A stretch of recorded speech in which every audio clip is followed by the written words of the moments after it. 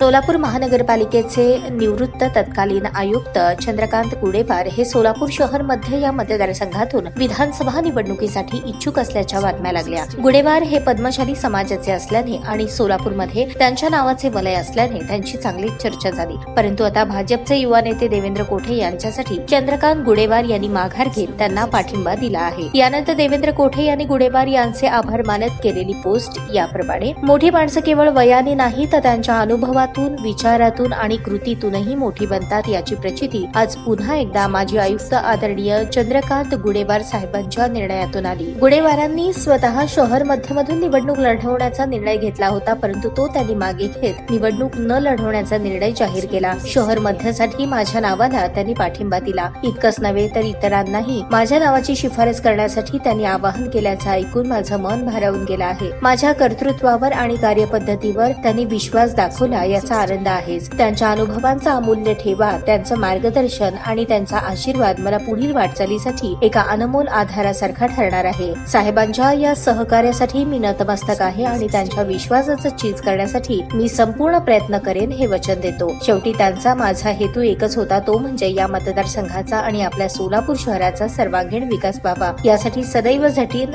याची ग्वाही देतो।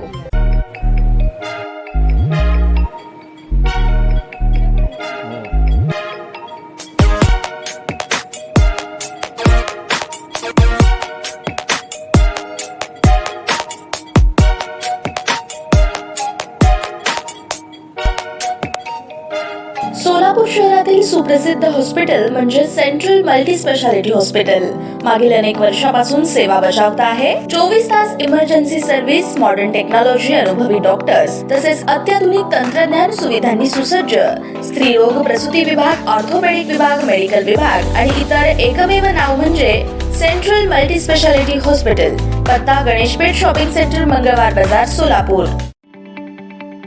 ताज्या बातम्या पाहण्यासाठी प्राईम महाराष्ट्र न्यूज चॅनलला सबस्क्राईब करा।